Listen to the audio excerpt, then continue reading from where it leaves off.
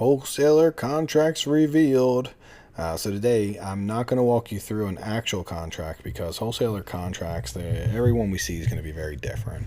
What I want to do is just teach you the foundation of the things that you want to look for in a wholesaler's contract. I've seen wholesalers contracts be, everything from A to Z, from apples to oranges. You never know what to expect, but you would want to be able to look at it and make sure that you feel comfortable with the contract. At the end of the day, the main things that I always concern myself with in the contract is basically who's holding the deposit, making sure it's not the wholesaler, because there are some wholesalers that believe you should personally give them the deposit. Look, I think that's great for them if that's what they want to do, but as a buyer, it's a very unsafe thing for us to give a few $1,000s to someone that we don't really know. So we always want to hold it with the title company. So let's go ahead and do a breakdown of exactly the things you'll want to look for in the contract, what you'll want to read and make sure that you have an understanding of before you sign the contract. After this too, I'm going to do a video where I show you the wholesale contract you'll use to wholesale. It's going to be in the wholesale manifesto. It's going to actually teach you how to write a contract and what to do so that if you were wholesaling a property, you would know how to write a contract, what to do. And once you learn that with this, then you're going to have a deeper understanding of a contracts and really get, to understand what's important. So let's talk about some of the key things. First of all, let's make sure that the contract they're writing for you is for the property, that it's actually got the right property address in and everything looks good. That's really pretty big. It seems really standard, but that's the first thing that usually is on the contract is going to be the property address. Let's just make sure that's right. Second thing is really important is the purchase amount. If you're buying it for $80,000, just to make sure it says $80,000. If it says 85, they could say, hey, I know we said 80, but the contract says 85, and they could charge you 5 more K. So we want to read that detail. These are some of the simple things, but make sure you do check them and you're not, overlooking that. You wouldn't want to have a big argument where it's like, well, I thought you said 80, and then they say, no, I said 85. That's what the contract says. You would have to honor the contract or lose your deposit, and that's how it works. So we want to make sure that that's right. I've had times where I've written the wrong number in by accident, so somebody reading it was like doing me a favor, because ultimately if you come to me 30 days later and I look on the contract and it says 85 and I told you 80, but you assigned 85, I wouldn't even probably remember what we agreed upon because I got so much stuff going on. It wouldn't be to take advantage, I just probably wouldn't know, and it would be a very awkward situation for both of us.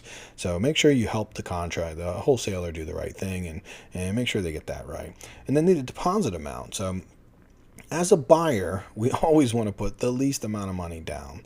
As a wholesaler, we always want to get people to put the most money down, because the deposit amount is a big part of how they protect their interest in the deal. Now, their fear is that if you don't settle the property and they get stuck with it, they might have a deposit that they have up on the property that they potentially take the risk of losing. So know that when you're giving a deposit for a wholesaler, there's a few reasons they want to have that deposit. They want to make sure you're going to get the settlement. And in theory, the more money that you give, the more likely you are to go to settlement. In my experience over my years of doing this, I've only had a few people back out of contracts out of almost 400 wholesale deals. I'm talking like 2 or 3 max.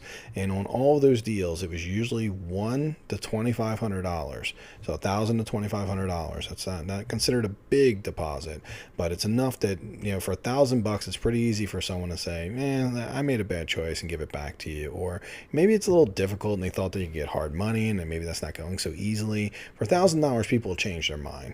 I love to get somewhere between about $3,000 to $10,000, and you'd be surprised if you ask someone for 10K, you'll be surprised how often they will go and just give you 5K. So always ask for way more than what you need, because from when you're the wholesaler, ask for more, and then when you're the buyer, always ask to give less than you want. So if they say, hey, we want 5K, say, look, I was thinking like 500 to 1,000. Does that work? If they're like, oh my God, I can't do that. Well, what can you do? How close can you get to my number? And once you've gotten the deal all hammered out, then you just say, look, I could do 3K. Right? Okay, good. For you, 3K is better than 5K. At the end of the day, if there's something really major you missed or you got to back out the deal because it's just awful, well, you want to give as little money as possible. With that being said, traditionally, I'm usually to lock a deal down, I'm giving at least $2,500 to $7,000 because I'm pretty confident in the deal, and I want to make sure that, I've got the wholesaler gives me the right, locks that deal up and doesn't try to sell it to someone else. So deposit amount's really big. Another really big thing when it comes to deposit is who's holding it. Like, is that deposit? Don't give it to we talked about this earlier, but don't give it to the wholesaler. I would adamantly suggest not doing that because that wholesaler could go spend the money, do anything, who knows? And if the deal falls apart because of title work, you got to then chase them around. I personally would never do that. I would always ask to hold it with the title company. You can hold it with their title company. Just make sure there's a third party holding the money in case they can't perform. So that's a very key thing. I've actually had a few people in the last couple of years ask me to give them deposits and pretty much refused. No wholesale deal is really worth taking that risk. Unless they're like talking like $500, I might do it then. So make sure that you're also going to find it in most wholesale contracts that your deposit is non-refundable. So once you give them that deposit, there will be language in there that says that if you don't settle and you can't perform, you lose this money. It's very rare that a wholesaler is going to let you sign a contract with them and put contingencies in it, like a home inspection, partner's approval. Only way I've ever seen a wholesaler willing to do that is if you're so way overpaying that it's just ridiculous. So no, if you're getting a good deal, you're probably going to have to make sure you give good terms to get that deal, and that's going to be a non-refundable deposit. So know your deal, know your numbers, make sure it makes sense before you sign it up and before you go forward with it. You want to know that you like it and that you're very confident in it. Next thing is the settlement date. My experience is most wholesalers want you to settle like the next day. Makes sense. I mean, if we're on the opposite side, we want them to settle the next day if we're selling a deal. We want to get as much time as possible. So like anything, because we're giving a non-refundable deposit, if there's a way we can get 3 or 4 weeks, let's take it, because 3 or 4 weeks is going to give us more time to do estimates, to make sure we secure financing, and we do all the things we need to do to get prepared for settlement. Now, if you know you're more experienced, you're not new, and you think you can do it in 7 or 10 days, then fine. But even me, I've done almost 1,100 deals, and I will always ask for at least 2 weeks because I can settle faster than that, but I want to make sure I have time to just get my ducks in a row, and then I can get my thoughts composed and just do all the right stuff. I also don't want my title company or their title company, whoever we're using, I don't want them rushing and doing the work wrong because they're trying to get it done in way shorter time. So normally about 10 to 14 days is what I consider to be like the low end of when I would like to settle. If I can get 3 weeks to a month, then that's amazing, but most of the time wholesalers don't have that. I have settled ones in as soon as 7 days, but I got a really good deal in return for that because I knew the wholesaler was in a spot where they were getting ready to lose the deal. So settlement date, very important. Because that settlement date comes and you can't perform, then you are going to find yourself in a precarious situation where potentially you're defaulting your deposits. So make sure you can perform. Last thing is the settlement company. This is definitely an area that I debate a lot with wholesalers. They always want you to use their settlement company. Now, most of the time, they have not picked good settlement companies. Especially if we're working with people that are beginners or intermediate, they really haven't had the opportunity to test their settlement company. They will pick a settlement company based on the fact that they're willing to do a bunch of crazy stuff like double settlements, assignments of LLCs, assignments of contracts. And they'll say, well, I like them for that reason. The thing is, we don't mind that they do it for that reason. We just want to make sure their title company is competent, that the title company is not charging excess fees or anything like that.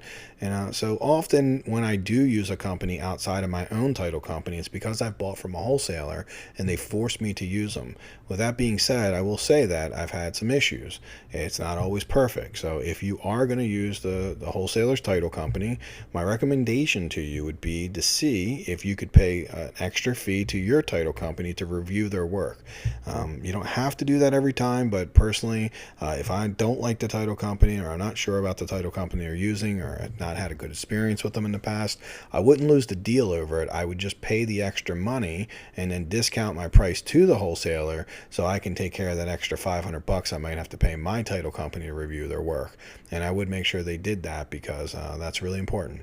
Because, see, title companies will give you title insurance, but it's a little bit of a scam because as a house flipper, if you get title insurance and there's an issue, they will protect you and they will go to court. The thing is, it might take a year to 18 months for the title insurance to go through the legal process. And as flippers, we don't have that time. So the few times when title companies have made major mistakes and forgot like $5,000 water bills, I was in a situation where I could sue the title insurance and wait a year for this to be fixed. And at that point, I would, probably spent $20,000 in hard money fees and different stuff and opportunity cost, or I could just pay the 5K and go to settlement next week and get my money. So you know which way we ended up going. We ended up being in a corner, so we had to pay the 5K. So yeah, thinking that you have title insurance is not actually a really safe thing, unless you're going to be like a landlord. Then you have plenty of time to fight stuff and work it all out. But as a flipper, where it's usually very time sensitive, and we don't have time to fight those arguments, so it's actually best to make sure the title company's done their work properly. So these are the big things you want to look at. You want to make sure there's no weird clauses. You want to make sure that that wholesaler has the right to sell your property. So once you get their assignment contract, then you want to take and make sure that they have an original contract that gives them the right to sign that contract with you. So the assignment contract is what we fill out. We call it a wholesale contract, or an assignment, or assignment of LLC. That's the contract we fill out, but it only references the original contract that they signed with the seller.